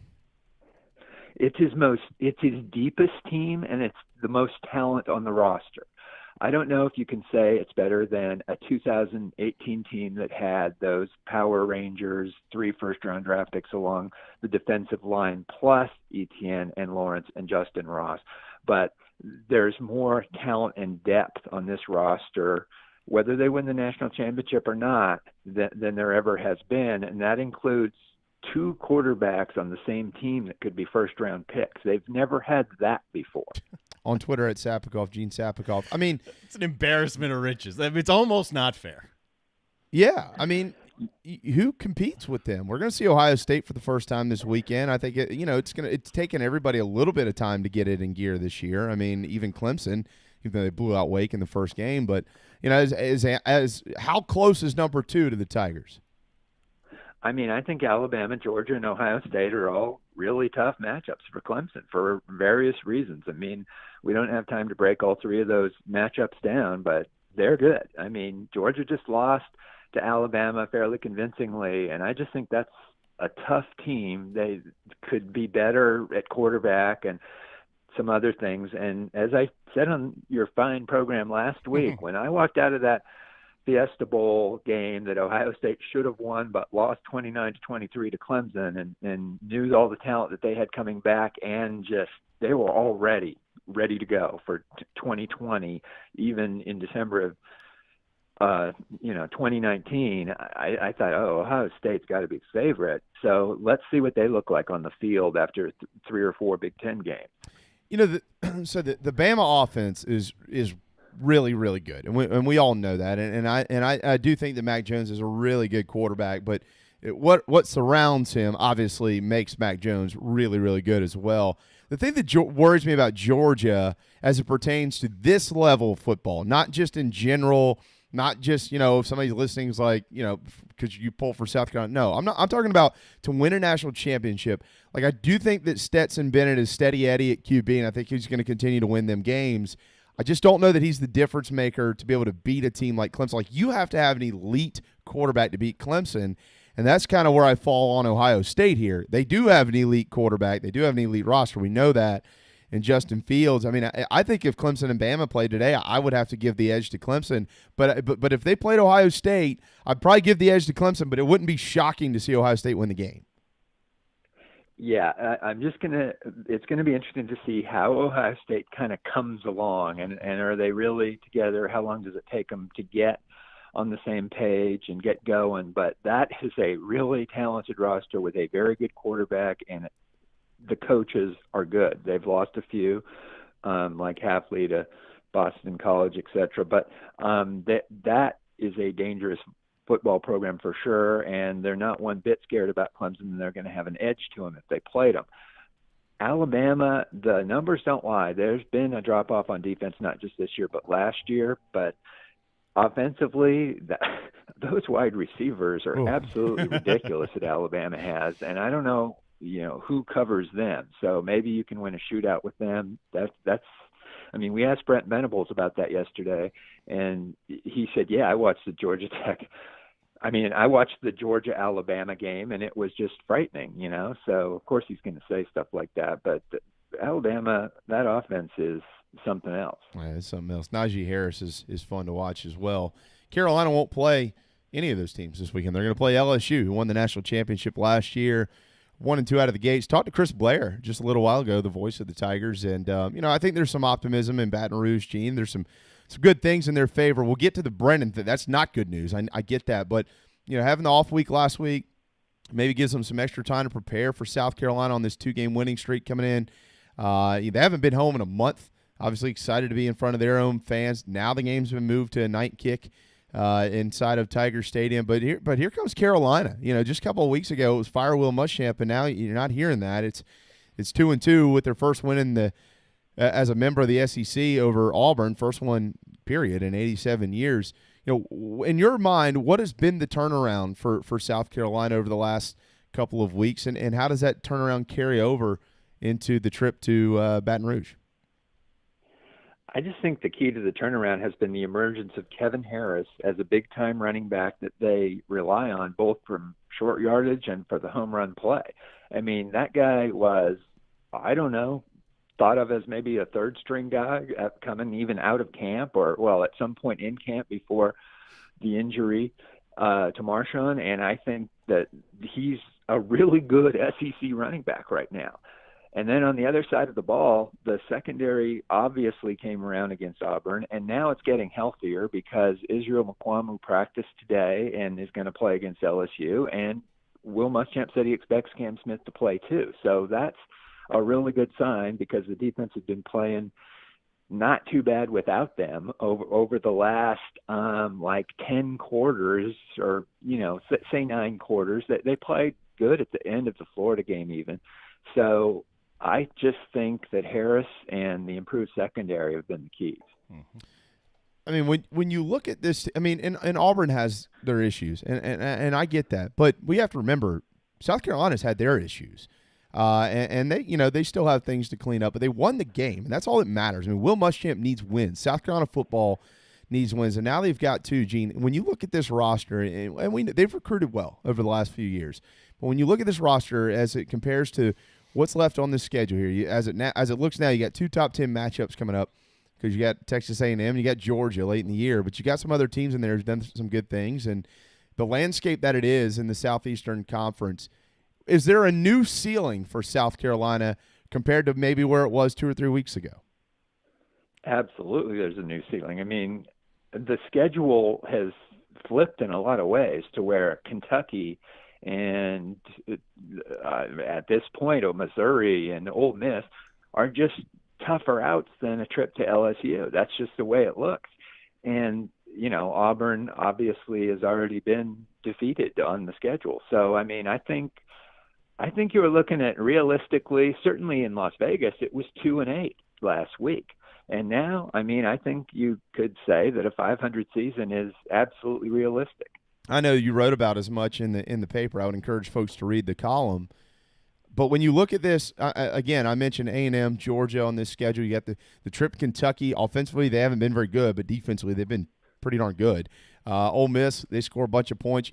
Clearly, the trip to Baton Rouge is next, and we all know it doesn't matter. LSU could have lost every game for the last 2 years. Going into Baton Rouge at night is not an easy task.